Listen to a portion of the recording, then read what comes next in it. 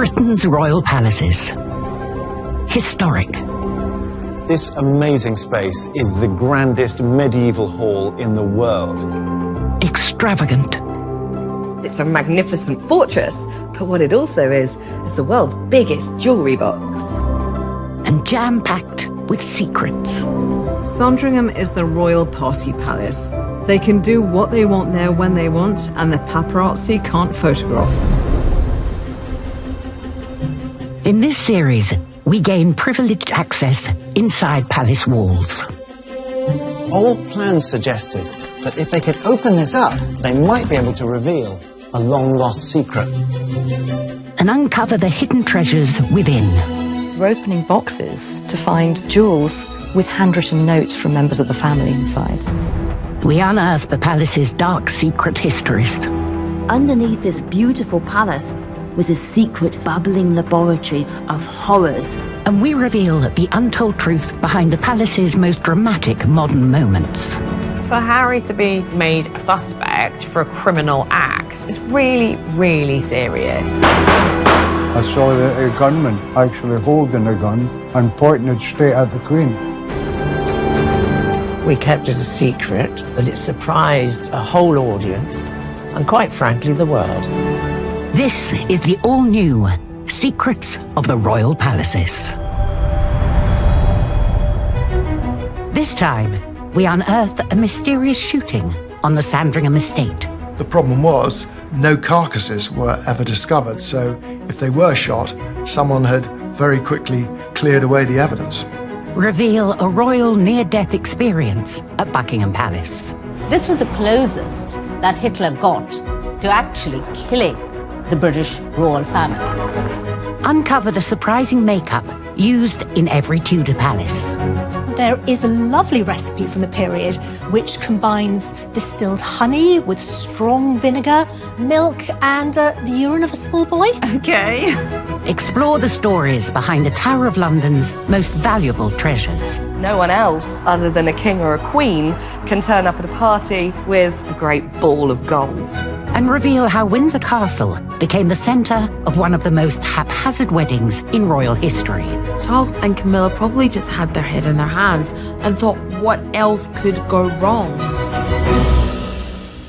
Every palace offers something different for the royals. Some are perfect backdrops for big public events. Others provide the Windsors with a place for secluded respite. Places like Sandringham House. It's set in a vast 8,000-hectare estate and offers total privacy. It's remote, it's discreet, they can do what they want there when they want, and the paparazzi can't photograph them. But away from the house, there is one small portion of the estate the public can visit. The Dersingham Bog National Nature Reserve. The Dersingham Nature Reserve is so special because it's a site of special scientific interest and it has a number of endangered birds, insects, wildlife that call it its home. One evening in October 2007, 3 birdwatchers were about to witness one of Sandringham's greatest mysteries. Some ordinary members of the public and a park warden were strolling around, enjoying Dersingham, looking up at the sky and admiring 2 beautiful birds of prey called hen harriers. The hen harrier is one of the most endangered birds in the country. Back in 2007, there were just 20 breeding pairs in the whole of England, and Dersingham was one of the few places to see them in all their glory. And as the birds were kind of swooping in the air, suddenly, bam, bam, bam, shots rang out and one hen harrier plunged to the floor, bam, again, and then another bird, the second bird, dropped to the floor. The witnesses observed that the shots had clearly come from within the private royal part of the Sandringham estate. Hen harriers are very protected, and killing hen harriers has a 6-month prison sentence and a huge fine. The following morning, local police searched the Sandringham estate for evidence, but the bodies of the birds were nowhere to be found. When Norfolk police contacted the big house to find out if anyone had been out shooting that evening, they said yes, there had been one royal shooting party, just the one. And that comprised Prince Harry and one of his very good friends, William Van Cutsum, and a Sandringham gamekeeper. He denied any knowledge of either shooting these birds or even seeing the birds. Prince Harry was questioned by the police, and the Crown Prosecution Service confirmed in a public statement that he was being considered as an official suspect in the Sandringham killings. That's incredibly shocking, because for Harry to be questioned and be made a formal official suspect for a criminal act is really, really serious. Thankfully for Harry and his friends, the case was eventually dropped. The problem was, no carcasses were ever discovered, so if they were shot, someone had very quickly cleared away the evidence. The CPS didn't have enough evidence to charge Harry, and so to this day, no one knows who was responsible for the killing of those two birds. The case may remain the unsolved mystery of Sandringham Estate, but suspicion still lingers to this day over Harry's potential involvement. And it would have led to some awkward conversations back home. Let's remember that Prince Harry's grandmother, the Queen, was a patron of the RSPB. He would have been in big trouble with Granny and with the monarchy as an institution. Britain's royal palaces are famed around the world, symbols of grandeur and unchanging tradition, embodied above all by Royal HQ. Buckingham Palace sits at the heart of London. You know, it's what most people think about when they think about the British royal family, is that famous building and that balcony scene. Buckingham Palace feels like an unchanging fixture of Britain, but look closely and this building reveals a much more complicated history. Palaces aren't inevitable, nor are they fixed entities. They're always changing to suit the occupants. The entrance to the Queen's Gallery, with its classical style and stone columns, looks in keeping with the rest of the palace. But in fact, it was only built in the 21st century, and it carries a hidden story. It begins in 1940, at the height of the Blitz, when London was under attack from nightly air raids.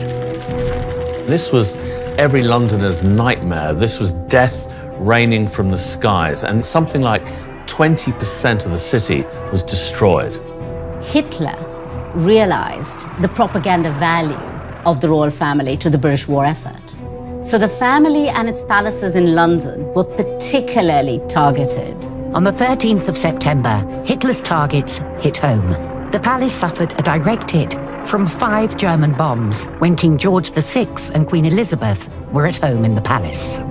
Apparently, the Queen Mother, she then was Queen Elizabeth, was removing an eyelash from her husband's eye when she heard what she described as the unmistakable whir-whir of a German bomber, and then the scream of a bomb that set her knees a-trembling, she said, and then a huge plume of earth that rose out of the ground. They dived into the corridor and took cover. But if the windows had not been opened, the King and Queen would have been very badly hurt. This was the closest that Hitler got to actually killing the British royal family. The front gates and inner quadrangle were damaged, but one very private area of the palace took the worst of it. One of the saddest losses that day was one of the pavilions built by John Nash back in the 1820s. And that pavilion had been converted by Queen Victoria into the Royal Chapel, the place of worship for the royal family. It was utterly destroyed. The altar was smashed, and it was eventually demolished. It appeared a propaganda victory for Hitler, seemingly just the thing to sap British morale. The intention was to cower the British monarchy, but the effect of this destruction was to inject steel in the spine. Now Buckingham Palace had shared what thousands of East Londoners were facing, and the Queen Mother herself said, "Now I can look the East End in the eye." The King and Queen, by their efforts in visiting the bombed-out sites, managed to bridge that gap between the upper classes and the working classes. At the end of the war, after 9 bomb strikes, the palace was in need of urgent repairs. But with the entire nation facing a new age of austerity, the royals decided to put off replacing the chapel. It would fall to Elizabeth II and Prince Philip to decide what to do about the palace bomb site. The royal family could have chosen to simply reinstate a private chapel and kept it to themselves. But the post-war years were a new age, and so Elizabeth and Philip decided to do something quite different. They would build a new art gallery and present the royal collection to the nation. The gallery cost £45,000 and was the first part of the palace ever opened to the public. The queue of people on the opening day stretched to half a mile. 12,000 people saw it in the opening week. And they witnessed works by Leonardo, by Rembrandt, some of the greatest pieces from the royal collection. The press described it as breathtaking. In 2002, the gallery was enlarged and renovated for the Queen's Golden Jubilee. But in the early 21st century, this arrived, a new monumental and permanent entrance into Buckingham Palace for all of us. It drew on the example of John Nash and his Lost Pavilion. It both looked back to tradition, but also looked forward to the future. Coming up, a novel plot to steal from the Tower of London. A man called Thomas Blood and a bunch of accomplices tried to steal the crown jewels by sticking them down their trousers. Kate Williams models the Tudor Palace look. I think that could work for me. I'm ready to be Henry VIII's mistress. I'm all set. And Charles and Camilla's wedding planning nightmares. The fact that the Queen wouldn't come just added to the impression that this was a completely cack-handed thing.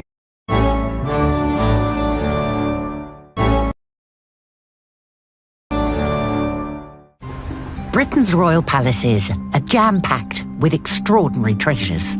And there is one palace that holds more priceless gems than any other. The Tower of London, the royals' ultimate jewellery box. The items stored here represent centuries of royal tradition, and the most prominent and significant of them all are the sovereign's orb and sceptre. Nothing says royalty quite like an orb and sceptre. No one else, other than a king or a queen, can turn up at a party with a sceptre and a great ball of gold. But these treasures are far more than simply a golden ball and a big sparkly stick. The sceptre is nearly a metre-long golden rod, and it is encrusted with jewels. There are 333 diamonds, 31 rubies, there are 15 emeralds, 6 spinels, and 1 large composite amethyst. At the top of the sceptre is the great star of Africa, the Cullinan I diamond. It is absolutely stunning, and it is 530.2 carats in size. That's over 100 grams of pure diamond. It tops a sceptre made in 1661 for the coronation of Charles II. And though it might look like a sacred and unchangeable object, it's not. The Cullinan diamond at its head was only added in 1910, nearly 250 years later. The royal family have a different approach to these sacred objects than the rest of us. They are very happy to edit and change them. To the royal family, this is the chance for each monarch with these objects to put their own stamp on it, their own twist. It was King Edward VII who added the incredible Cullinan diamond to the royal sceptre. Originally dug up in South Africa, it was the largest diamond ever discovered.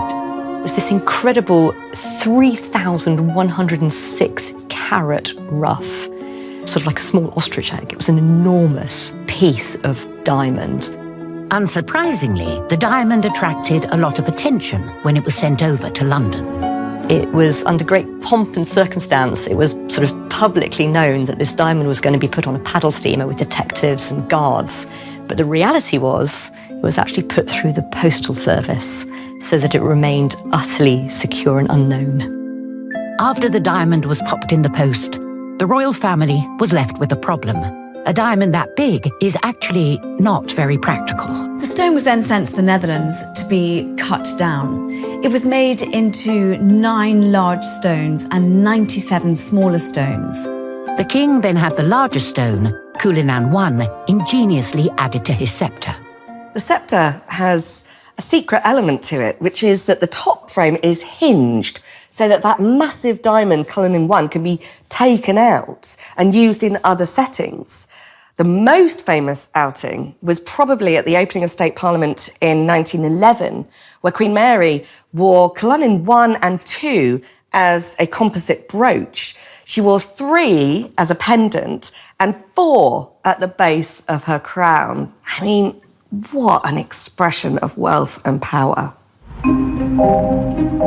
Today, the magnificent orb and sceptre sit proudly on display in the Tower of London. But we're very lucky to still have them.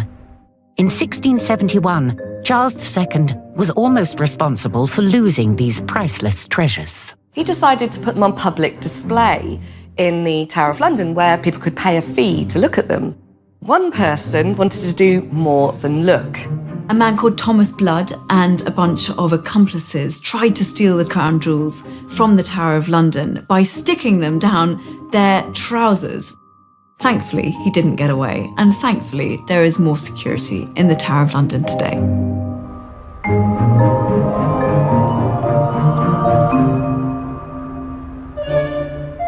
Diamonds and regalia are not the only tools available when it comes to creating the royal look.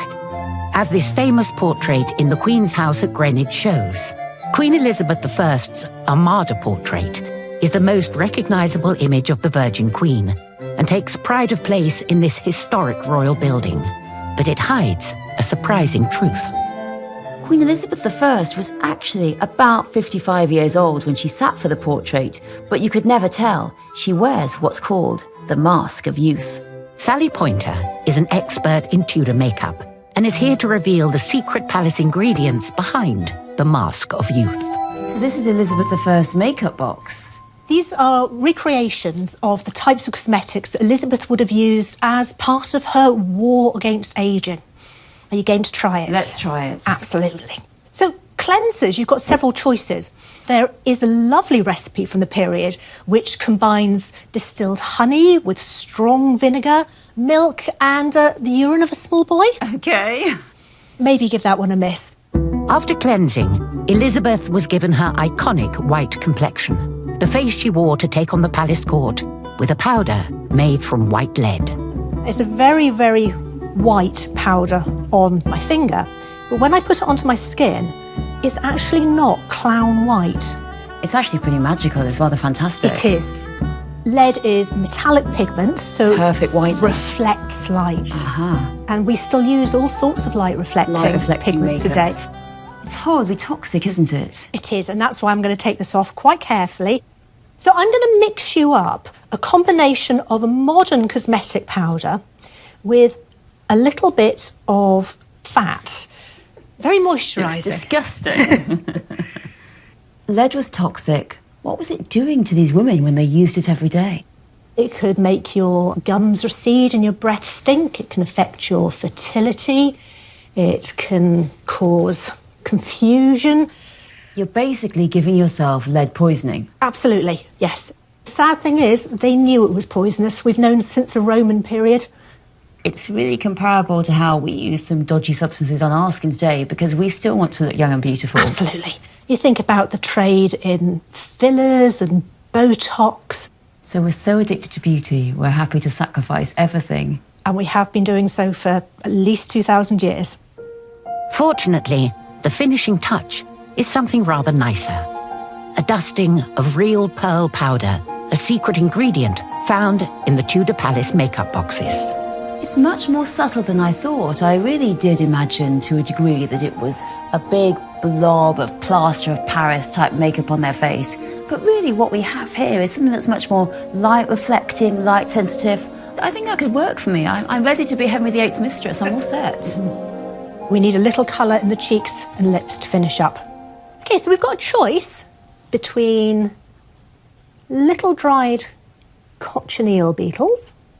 I'm not sure about having beetles on my face. Okay. How about some vermilion? Well, that's beautiful. What an amazing colour. Gorgeous colour. This is red mercuric sulfide. Oh. So mercury. So it's mercury. you'd struggle not to lick it off your lips if we put that on you. So out of the two... I love the Beatles. The Elizabethan look is to cover quite a bit of the cheek. That is quite right. It's a different look, isn't it? A few more beetles, mixed with some beeswax and alsanot root, creates an iconic red lip. The final touch to Queen Elizabeth's unmistakable look. I definitely look different. I'm a bit torn on this look. Aspect of it I really like, but was it really worth smearing yourself with urine, lead, lard and crushed beetles?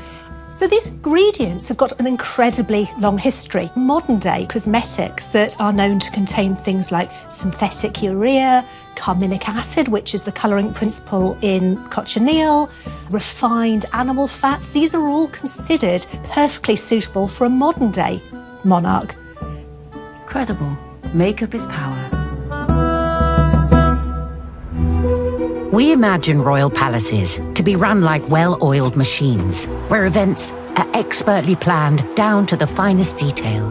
But in 2004, Windsor Castle was at the centre of a series of behind-the-scenes blunders that almost ruined the wedding of Charles and Camilla. For a long time, Camilla was in a no man's land. She went from this sort of weird position of being Charles's mistress to then being Charles's girlfriend in the shadow of Princess Diana, which must be an impossible position to be in. She was a royal girlfriend, but had none of the rights of being a royal. She wasn't allowed to sit next to Prince Charles at formal dinners. She wasn't allowed royal protocol. She wasn't an official royal wife. As time went on, it was clear that something needed to be done to formalise Camilla's position in the royal family. The royal family is very old-fashioned, and so for Charles and Camilla to do things together, for her to have the appropriate rank, she had to be married to him. Obviously, this is very dicey territory for the royal family. The late Queen's uncle had to abdicate to marry a divorcee, the woman he loved. And now, a few decades later, we're talking about a future king marrying a divorcee.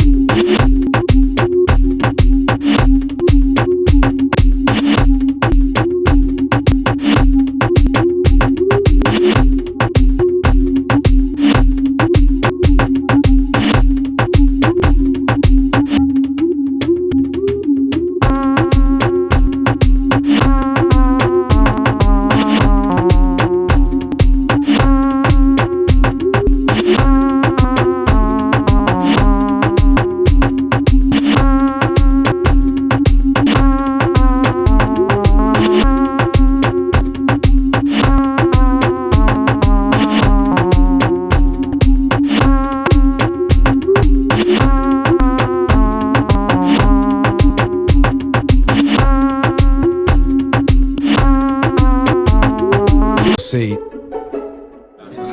Charles finally got down on one knee for the good of Queen and country on New Year's Eve 2004, and the couple secretly planned to announce their engagement on Valentine's Day. But the first of many PR debacles was just around the corner. Prince Harry got himself into huge trouble. Sun newspaper got hold of explosive photographs showing him dressed as a Nazi. Harry was going off the rails. And then, of course, it called into question Charles' parenting. Where was his dad?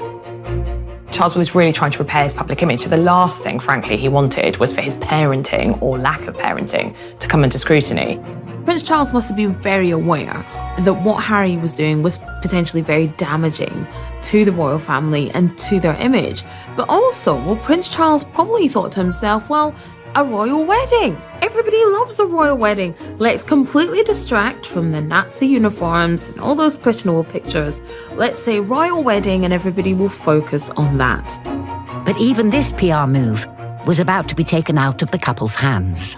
The news of their engagement was leaked to the Evening Standard, and that then bounced the palace into having to confirm that, yes, Charles and Camilla were going to get married. When you are making such a big public announcement like that, you want to control the PR, you want to control the timing, and it very much took away from that kind of nice, careful planning that they had envisaged. Charles and Camilla were rushed into announcing that they would tie the knot at Windsor Castle. But little did they know, this was just the first of a series of cock-ups that would jeopardise not just the wedding, but the privacy of Windsor Castle forever.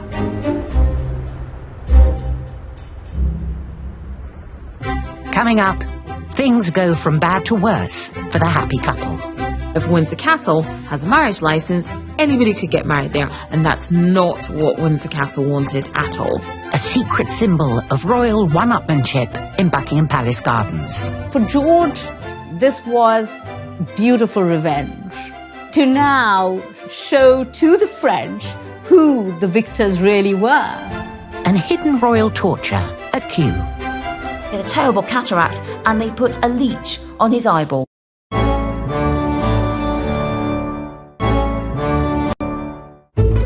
Britain's royal palaces have hosted centuries of historic events. And they don't always go to plan. In 2005, Charles and Camilla announced their intention to marry. The plan for the big day was to have a civil ceremony at Windsor Castle. But they hadn't factored in one crucial detail. Now, if they were going to have a civil ceremony and they wanted to have it at Windsor Castle, that would mean they would need to be granted a marriage licence. Now, if Windsor Castle has a marriage licence, anybody could get married there. I could get married there, anybody at all. And that's not what Windsor Castle wanted at all. If Windsor Castle had become a wedding venue, that would have been hilarious. I mean, the bookings would have been off the scale. Can you imagine the queues of people? Like every 15 minutes, everyone would be wanting another one. Oh, we got married at Windsor Castle, look at our pictures. It'd be like every Tom, Dick and Harry being allowed to come and get married in your front sitting room. No. It's funny to the rest of us, but I'm sure there were some quite heated meetings afterwards about how on earth did we get to the stage that we almost opened Windsor Castle up to being a wedding venue. This blunder meant a rapid alternative needed to be found. It was announced that the nuptials would take place at the Guildhall on Windsor High Street, just up the road from the local branch of McDonald's. But this caused yet another dilemma, this time for the Queen. The Queen felt, as the Supreme Governor of the Church of England, someone who supported church weddings, she felt that she couldn't go because it would just be not the done thing. The Queen couldn't come to the Guildhall, I think just added to the impression that this was a completely cack-handed thing and that it was doomed from the start. The Queen agreed to attend a religious blessing at St. George's Chapel at Windsor Castle after the civil service, in what the press deemed a humiliating snub to the increasingly less happy couple. With less than a week to go until the big event, surely nothing else could go wrong. But no, 6 days before the wedding, Pope John Paul II passed away. And the day chosen for the funeral, of course, it was Charles and Camilla's wedding day. Now, the Queen couldn't attend, so Prince Charles, next in line, had to attend this funeral on the Queen's behalf. So that meant the wedding had to be pushed back to the Saturday But it also meant that all the commemorative memorabilia, you know, your teacups, your plates, your teapots and everything, thousands upon thousands of them had the wrong date on them. I mean, you just couldn't make it up at this point. Charles and Camilla probably just had their head in their hands and thought what else could go wrong in the run-up to this wedding. Broken but not defeated, the couple ploughed on. But the strain on the usually composed bride was beginning to take its toll.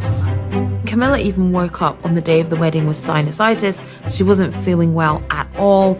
And I think by that point, they were probably just like, whatever happens, happens. If we manage to get married and get through the day, it will be a miracle. Somehow their prayers were answered. The weather turned out well, and the couple entered the home straight. Unfortunately, it was also the day of one of the Queen's favourite sporting events, the Grand National. The Queen, all she wanted to do was to watch the Grand National. And there was actually a side room at the reception that she'd had a television put in so that she specifically could nip next door from the reception and watch the Grand National. But in her speech to Camilla and Prince Charles, she actually referenced some of the Grand National jumps, and at the end she said, "My son is home and dry with the woman he loves." After clearing an unbelievable amount of hurdles, Charles and Camilla were, by all accounts, delighted to be finally joined together in matrimony. I think the whole thing was chaotic, but, you know, weddings are chaotic, aren't they? The best ones are anyway. And so in a way, it was the perfect British wedding because there was a bit of this and a bit of that and a bit of a muddle. But it was actually a great day. Britain's royal palaces take pride of place in some of the most picturesque and iconic locations in the country. While some are tucked away in remote landscapes, others are surrounded by the hubbub of the city. But even in the beating heart of the capital, there are still secret pockets of serenity to be found. Here in the middle of London, it's loud, it's frenetic, the traffic is non-stop. But just on the other side of that wall is a calm oasis of lawns and flowers and tended gardens. It's the garden for Buckingham Palace. Buckingham Palace's garden is the largest private garden in the capital, spreading over 39 acres. It boasts over 1,000 trees, 325 wild plant species, and 30 species of breeding birds. But first and foremost, it's the monarch's backyard. An Englishman's house is his castle, but his garden is his castle grounds. And in the case of the royal family, that's literally true. If you wander the gardens today, you might spot one of the mulberry trees growing here. But what most people don't know is that without the presence of this particular type of tree, there would be no garden and, in fact, no Buckingham Palace at all. Buckingham Palace arrived at its site by accident, a series of accidents, really. The first of those was in 1608, when King James I decided he wanted a royal tapestry manufactory in England to rival the best in France. The royal courts of Europe in the 17th century were becoming hubs of fashion, and James I was quite put out by the fact that France was leading this. Now, they had been planting mulberry bushes for decades to feed hungry silkworm larvae from which the threads extracted. So James decided he had to get in on the act, and he ordered everybody to start planting mulberry trees. He planted 4 acres of mulberry trees where Buckingham Palace now stands. The problem was the silkworms that feed on mulberries need white mulberries, whereas King James planted black, so the whole thing was a disaster. After this embarrassing miscalculation, the mulberry garden was parcelled off and sold. But King James's unsuccessful venture had a fortunate outcome for his successor.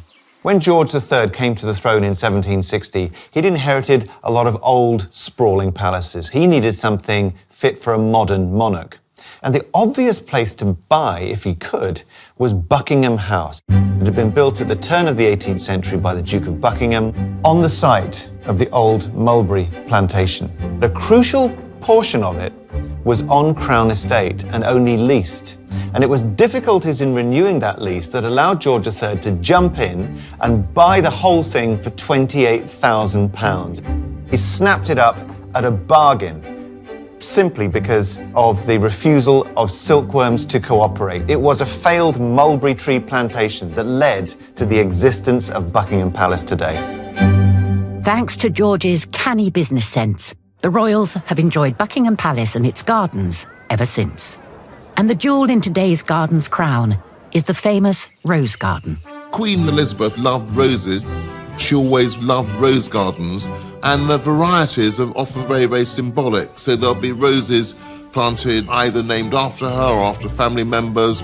And I suspect that the late Queen has had more roses named after her than anybody else in history. Sitting in the middle of the rose garden is a slightly less subtle memorial, the Waterloo vase, standing at 18 feet tall and weighing 40 tons. As the name suggests, the Waterloo vase commemorates the famous British victory over Napoleon at the Battle of Waterloo in 1815.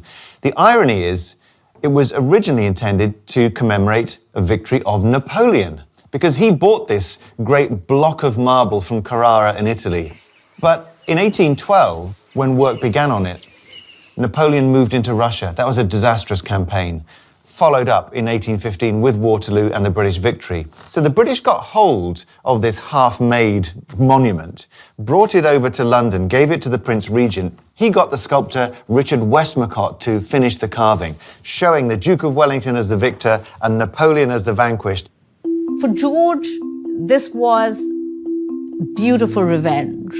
Using this wonderful piece of marble that had been bought by the great Napoleon to now show to the French who the victors really were.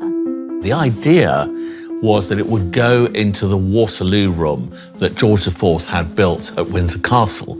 Only nobody calculated that it would more than likely crash through several floors if it was ever put into that room. So it ended up in the Buckingham Palace gardens where Edward VII put it there, and it remains to this day. The royal palaces are some of Britain's most secure buildings, designed to protect the royal family at all cost. The royal family are exceptionally safe within the royal palace. It's hard to get in, it's hard to get out. Certainly, the royal palaces are very, very well protected. But although they may be designed to keep the public out, they have also been used to keep the royals in.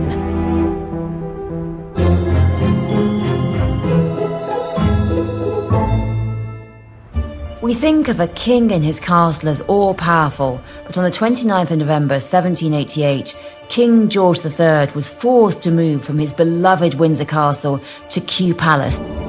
The reason why they wanted him to move was because his mental health was deteriorating, and Kew Palace, in the middle of Kew Gardens, was chosen because it would be secret, and for the king, it was a prison. Even as king, he couldn't escape the grisly treatments inflicted on those with mental illness at the time. There were freezing cold baths, forced fasting, and blistering. There was cupping, where you put boiling hot cups on your skin to draw out the toxins, and lots of leeches. None of these seemed to work, surprisingly. And then along came Dr. Francis Willis, who had new and novel ideas about how to cure mental illness. What he tried to do, was to reduce the king to a childlike state. He used a straitjacket, a gag, a restraining chair. On top of this, the king was not allowed to use cutlery and have solid food. The king, the most powerful man in the country, is being bullied and coerced and reduced. The king's suffering seemed to improve, but then got worse, and intensified by the fact that he went nearly blind. In fact, he had a terrible cataract, and they put a leech on his eyeball to try and cure the cataract. How awful. The king finally died in 1820, really suffering very bad mental health. Kew Palace, this beautiful palace in the midst of Kew Gardens, it had been for the king a secret place of torture. Coming up, some unexpected residents at Buckingham Palace. You get monkeys and an elephant and a zebra. And a palace uprising threatens civil war. Suddenly, Holyrood Palace became the nerve centre of the Jacobite rebellion.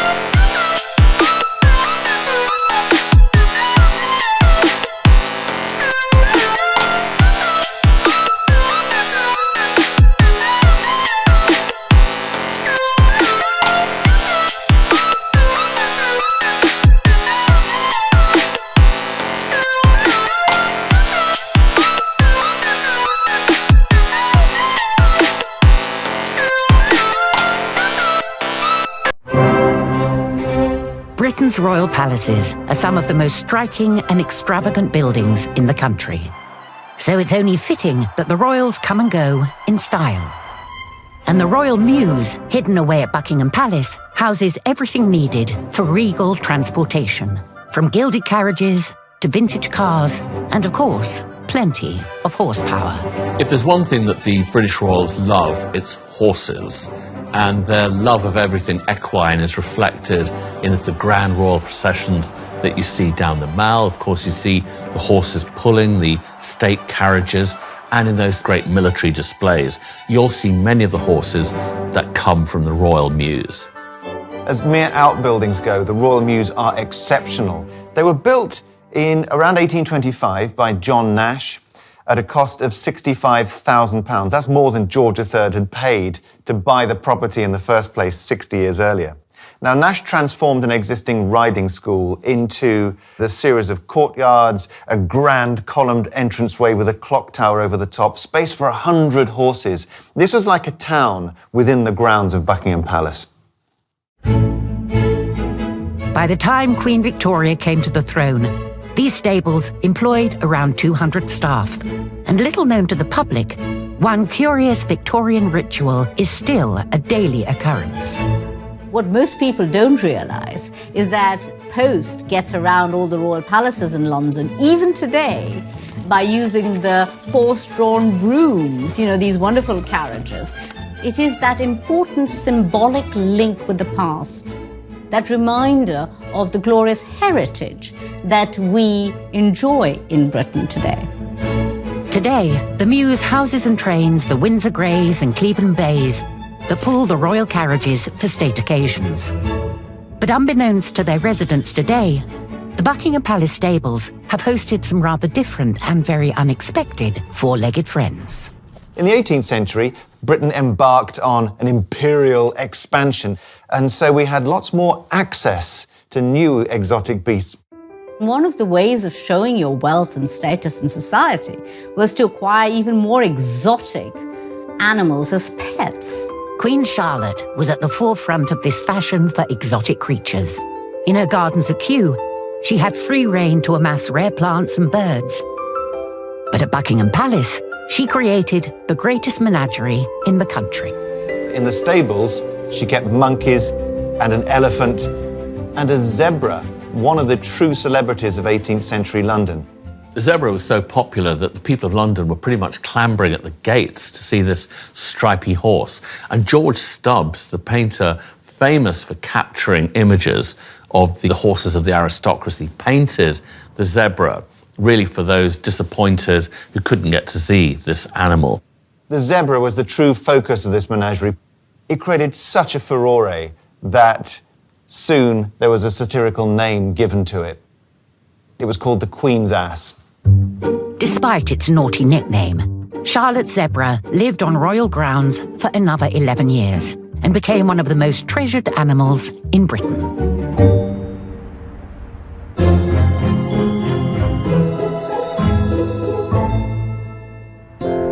Whether it's by horse and carriage or flashy state cars, the royal palaces are perfectly designed for a grand entrance. One of the best was at Holyrood Palace in Edinburgh, the monarch's official Scottish residence, when it welcomed a renowned 18th century rebel. It's always important to enter a palace with style, and that was what happened on the 17th of September 1745, when Charles Edward Stuart strode into Holyrood Palace in Edinburgh, all style, all glamour, greeted by 20,000 people cheering him on, shouting, "Long live the House of Stuart." He'd come to get Holyrood Palace back. Charles Edward Stuart, known as Bonnie Prince Charlie because all of Edinburgh fell in love with him, he was the grandson of James II of England and James VII of Scotland, who'd been deposed by his daughter and son-in-law, pushed out of the succession, and Charles Edward Stuart said, "I'm the rightful king, I'm going to seize the throne." It was an incredible moment. Charles Edward Stuart had come to reoccupy Holyrood Palace. It had been neglected for so many years, and Bonnie Prince Charlie was determined to return it to his former glory. So suddenly, Holyrood Palace became the nerve centre of the Jacobite rebellion, thrumming with business and discussion as they planned their advance into England. But this wonderful rebirth for Holyrood Palace, it was only for 6 weeks. Charles Edward Stuart and his army set out to fight for the throne, but unfortunately he wasn't the best commander and he and his army were forced to retreat. He managed to escape the English clutches by fleeing to France dressed as Betty Burke, an Irish spinning maid. It was a long way from being the glamorous, fantastic Prince of Holyrood Palace. Next time, we uncover the royal secrets of the Palace of Westminster. This is the most important piece of furniture in the whole of the Palace of Westminster. It's the sovereign's throne and it's used by the monarch just once a year. Reveal Princess Diana's palace plot to impress her prince. She said, I want you to dance with me this Christmas as a surprise for my husband. And meet the cannibal king of St. James's Palace. Underneath this beautiful palace was his secret bubbling lab full of skulls.